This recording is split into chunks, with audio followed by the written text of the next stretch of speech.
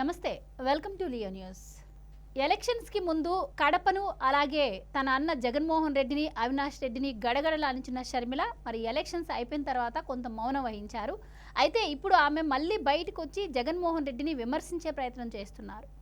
ఇక ఆంధ్రప్రదేశ్లో ఒక 13 ఏళ్ల బాలికపై రేప్ జరిగితే దీనిపై మరి సీఎం స్పందించలేదు. ఆయన లండన్ వీధుల్లో షికారులు చేస్తున్నారు అంటూ ఆయనపై విమర్శలు అయితే గుప్పించారు. మరి ఈ నేపథ్యంలో మరి షర్మిల మళ్ళీ బయటకు వచ్చిందని చెప్పి వైసీపీ నేతలు కూడా భయపడుతున్న పరిస్థితి. ఇక మరి ఫ్యూచర్లో రాజకీయం ఎలా ఉండబోతుంది, షర్మిల ఇంతటితో ఆగుతుందా, లేదు అంటే మరి ఆవిడ గెలుపు తర్వాత పరిస్థితులు ఏమైనా మారే అవకాశం ఉంటుందా, ఈ వివరాలన్నీ తెలుసుకునే ప్రయత్నం చేద్దాం. మనతో ఉన్నారు senior political journalist doctor Durga Vadlamani గారు. నమస్కారం మేడం. నమస్తే. సో మేడం, షర్మిల గారు ఎంత పోరాటం చేశారో మనందరికీ తెలిసిన విషయమే. సో ఎలక్షన్స్ అయితే అయిపోయాయి, మరి ఆవిడ కొంచెం రెస్ట్లో ఉన్నట్టున్నారు. ఇన్ని రోజులు అయితే మౌనంగా ఉన్నారు. మరి నిన్నైతే తాజాగా ఆవిడ బయటకు వచ్చి మరి ఆంధ్రప్రదేశ్లో జరుగుతున్న వాటి గురించి పట్టించుకోకుండా జగన్మోహన్ రెడ్డి లండన్లో షికారులు చేస్తున్నారు అని చెప్పి కౌంటర్ ఇచ్చే ప్రయత్నం అయితే చేశారు. సో ఎలా చూడొచ్చు అంటారు? ఇక్కడతో అంటే ఇక్కడ నుంచి ఇంకా రెచ్చిపోయే అవకాశం ఉంటుందంటారా షర్మిల? అంటే అన్న ప్రభుత్వంలో జరిగిన అవినీతిని ఒక్కొక్కటి బయటపెట్టే అవకాశం ఉంటుందంటారా? ఆవిడ పోరాటం ఆపారని ఎవరు చెప్పారండి మీకు? ఆవిడ పోరాట యోధురాలే. ఆవిడ ఒక కారణంతో ఆవిడ రాజకీయాల్లోకి వచ్చారని మనం చెప్పుకున్నాం. జగన్మోహన్ రెడ్డి సవ్యంగా ఉండుంటే అసలు ఆయనకి ఎదురు ఎవరు ఉండేవాళ్ళు కాదు. తెలివి తక్కువగా చేసుకున్నాడు కాబట్టి ఇంట్లోంచే కుంపటి తెచ్చుకున్నాడు ఆయన. అందుకని అసలు అంటే నిజమైన ఫైర్ ఆవిడలో ఉంది. రాజశేఖర రెడ్డి గారి ఫైరు మనం చూస్తే షర్మిలలో ఉంది. జగన్మోహన్ రెడ్డి ఒక దద్ది అంటాం చూడండి, మన పదం వాడచ్చు, ఏం తప్పులేదు. అంటే ఇప్పుడు వీళ్ళు ముద్దపప్పు అని పేరు పెట్టారు కదా, అంతకంటే ఘోరం అనమాట. దద్ది అంటే హీఈస్ ఫిట్ ఫర్ నథింగ్. అంటే ఆయన షెల్ కంపెనీల నుంచి ఎలా డబ్బులు తెచ్చుకోవచ్చు అని చుట్టుపక్కల వాళ్ళ ద్వారా తెలుసుకుని డబ్బులు ఒకటి సంపాదించుకునే నేపథ్యం అనమాట అయింది. అంతేకాకుండా ఆ ఒక్కటి పెట్టుకుని ఒక అమాయకంగా మొహం పెట్టేసి ఒక మంచాడిలాగా నటించేసి ఓట్లు తెచ్చుకునే ఒక నైపుణ్యం తెచ్చుకున్నాడు ఆయన. పని చేయటంలో ఆయనకి నైపుణ్యం లేదు. చదువుకునేటప్పుడు కూడా మొన్న ఒకళ్ళు పెట్టారు కదా, ఆయన చదువు ఎలా సాగిందో. ఆయన హైదరాబాద్ పబ్లిక్ స్కూల్లో 10th ఎగ్జామ్స్ వేరే వాళ్ళు ఆయన పేరుతో రాశారు, ఆయనకు అంత సీన్ లేదని ఎవరో పెట్టారు. అంటే ఆయన మాటల్లోనే మనకు అర్థమైపోతుంది. ఎందుకంటే భాషే సరిగా రాదు కాబట్టి ఆయనకి రాజకీయాలు కూడా అంతంత మాత్రంగా వస్తాయని మనం అనుకోవచ్చు. ఇకపోతే షర్మిల విషయానికి వస్తే, షర్మిల ఎన్నికలకు ముందు ఆవిడ గడగడలాడిచ్చింది మీరు చెప్పినట్టుగా. ఆవిడ తెలంగాణలో ఒక పార్టీ పెట్టినా ఇప్పుడు సందర్భాన్ని బట్టి ఆవిడ ఆంధ్రదేశానికి వచ్చినందుకు ఎవరు ఏం బాధపట్టల్లా, చాలా మంచి పని జరిగింది అనుకుంటున్నారు. బాబాయ్ హత్య గురించి ఆవిడ దృష్టి పెట్టి సునీతకి ఆవిడ హెల్ప్ చేయడం కోసం ఆవిడ ఎన్నికల్లో దిగినప్పటికీ కడపలో అవినాష్ రెడ్డిని అంతం చేయడానికి ఆవిడ కడపలో నిల్చున్నారు. కడప బరిలో, ఎన్నికల బరిలో నిల్చుని ప్రజలకి ఆవిడ చెప్పదలుచుకున్నది ఆవిడ ప్రతి ఒక్క నియోజకవర్గంలోనూ చాలా అంటే ఘంటాపథంగా అంటాం చూడండి, ఆ రకంగా ఆవిడ చెప్పగలిగారు. షర్మిలకి వాక్చాతుర్యం ఉంది, రాజకీయ చతురత ఉంది. ఆవిడకి ఎప్పుడు ఏది చేయాలి, ఎప్పుడు ఎలా మాట్లాడాలి తెలుసు. ఆవిడ 4 రోజులు రెస్ట్ తీసుకున్నారు కాబట్టి ఆవిడకి రాజకీయాల్లోకి రారు అనుకోవటం పొరపాటు. ఇప్పుడు నిజంగా సరైన సందర్భంలో ఆవిడ మాట్లాడారు అంటే మనం అప్రిషియేట్ చేయాలి. బికాజ్ 15వ తారీఖు ఒక చిన్న పిల్ల మీద 13 ఏళ్ల బాలిక మీద అత్యాచారం జరిగితే 17 రాత్రి వరకు ఉన్న జగన్మోహన్ రెడ్డి స్పందించకపోవడం ఏంటండి? 17 రాత్రి లండన్ వెళ్ళావు నువ్వు. అసలు ఇలాంటి విషయాలకు మరి నేను నా అక్క చెల్లెళ్ళు, నా మహిళా మనులు వీళ్ళందరూ అంటాడు కదా, మరి వాళ్ళ సెక్యూరిటీ నీకు ముఖ్యం అనుకుంటే నువ్వు లండన్ క్యాన్సిల్ చేసుకోవాలి.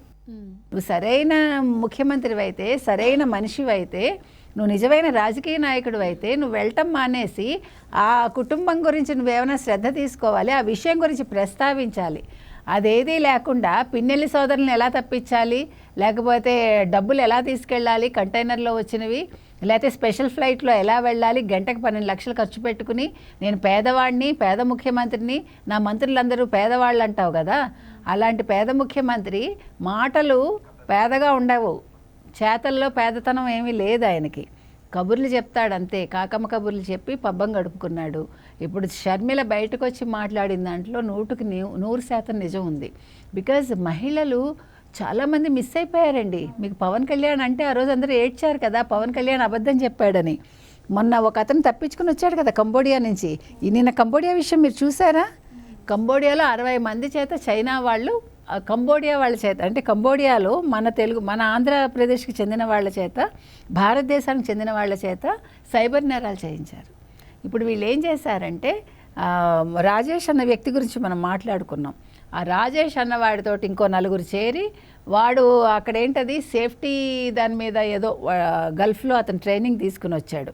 సో వీళ్ళకి ట్రైనింగ్ ఇచ్చి ఆ ట్రైనింగ్ ఇది పెట్టుకున్నప్పుడు అతనితో వేరే వాళ్ళ చేతులు కలిపి వాళ్ళు ఏమన్నారంటే, నువ్వు ట్రైనింగ్ ఇప్పిస్తానని చెప్పి నువ్వు వాళ్ళని తీసుకునిరా, నీకు 20% ఇస్తామని, తర్వాత దాన్ని 150% చేసి ఒక్కొక్కళ్ళ దగ్గర 1,50,000 ఎంతో వసూలు చేసి వీళ్ళందరినీ కంబోడియా పంపించారు. వీళ్ళని కంబోడియా పంపించారు. కంబోడియా వాళ్ళది అక్కడ ఉండే వాళ్ళు సైబర్ నేరగాళ్ళు ఉంటారు కదా, వీళ్ళ చేత ఫస్ట్ డ్రగ్స్ అవంతా అమ్మించి వీళ్ళని డ్రగ్స్కి బానిసలు చేసి వీళ్ళ చేత చాలా చేశారండి. చేశాక అప్పుడు చైనా వాళ్ళకి వీళ్ళని అమ్మేశారు. ఈ 60 మందో ఎంతమందో వాళ్ళు $2,500 నుంచి $4,000 వాళ్ళని అమ్మేస్తే వాళ్ళ చేత ఈ చైనా వాళ్ళు అడ్డమైన సైబర్ నేరాలు చేయించారు. ఇప్పుడు దాని మీద ప్రభుత్వం దృష్టి పెట్టి వాళ్ళని తీసుకొచ్చింది. 60 మంది వచ్చారు ఇండియాకి. అంటే ఇందులో ఎంత నిజం ఉందో మీకు చెప్తున్నా. పవన్ కళ్యాణ్ మాట్లాడింది 100% సరైన విషయం అనేదానికి ఇప్పుడు మనకి కంబోడియాది ఒక ప్రత్యక్ష ఉదాహరణ. అందులోంచి ఒక పిల్లాడు తప్పించుకుని వచ్చి ఇక్కడ పోలీసులకు చెప్తే లక్కీగా అది వాళ్ళు సైబర్ అదే టీం ఉంటుంది కదా ఈ నేరాలు చేసే వాళ్ళకి పైన, సో వాళ్ళ సైబర్ సెక్యూరిటీ వాళ్ళు ఇవన్నీ దీన్ని కదిపి మొత్తానికి భారతదేశ ప్రభుత్వం దాని మీద ఇన్వాల్వ్ అయ్యి వాళ్ళని తీసుకొచ్చింది వాళ్ళ.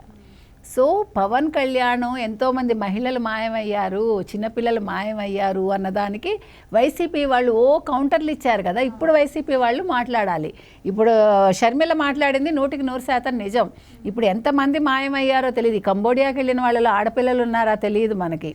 ఎందుకంటే అసలు రాష్ట్రంలో పిల్లలు ఎలా మాయమైపోతున్నారో సడన్గా ఎవరికీ తెలియదండి. ఎన్ని అత్యాచారాలు జరుగుతున్నాయో చెప్పుకోలేక కొంతమంది, చెప్పుకొని కొంతమంది.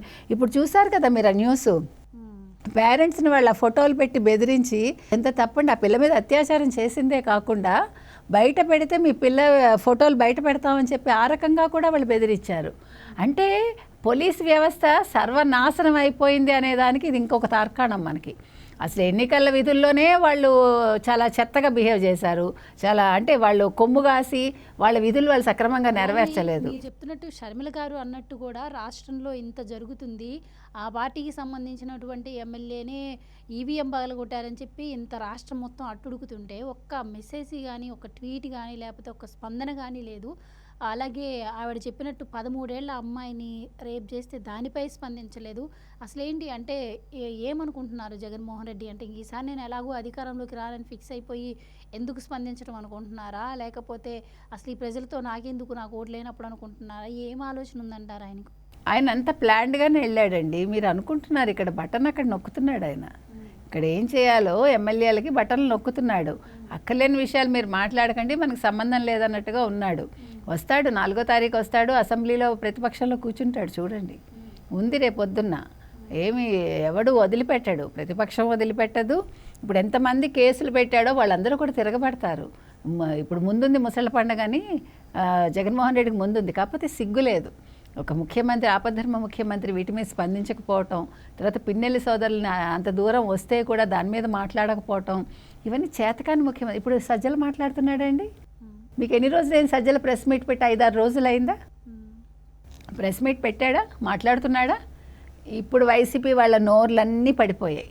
పక్షవాతం వచ్చిందా వాళ్ళందరికీ, వాళ్ళ నోళ్ళకి? ఇంకా ముందుంది 4వ తారీఖు అవనివ్వండి, ఒక్కడు బయటకు వస్తాడేమో, ఎవడేమవుతాడో చూద్దాము. చంద్రబాబు నాయుడు గారు మాత్రం ఇలాంటి విషయాలు వదిలిపెట్టడానికి వీల్లేదు. ఆయన 53 రోజులు మర్చిపోకూడదు. ఆయన 53 రోజులు ఆయనకి టాయిలెట్ ఇండియన్ కమోడ్ ఇచ్చి దోమల్ని తరివేయకుండా ఆయన చంపడానికి ప్రయత్నించి 53 రోజులు ఆయనకు నరకం చూపించారు. చూడండి ఆ నరకం ప్రతిక్షణం ఆయన గుర్తుపెట్టుకుని ముఖ్యమంత్రి అయ్యాక ప్రతిపక్షాలకు చుక్కలు చూపించాలి. ఆయన ఎవడు ఊరుకోడు, లేకపోతే కార్యకర్తలు ఊరుకోరు, ఆంధ్రప్రదేశ్ ప్రజలు ఊరుకోరు. ఆంధ్రప్రదేశే కాదండోయ్, మనం చెప్పుకోవాలంటే హైదరాబాద్ మొత్తం దేశవ్యాప్తంగా కావచ్చు, అంతర్జాతీయంగా కావచ్చు, చంద్రబాబు నాయుడిని ఇష్టపడ్డ వాళ్ళు ఎవ్వరూ ఊరుకోరు చంద్రబాబు నాయుడు గారు మంచిగా ఉంటే.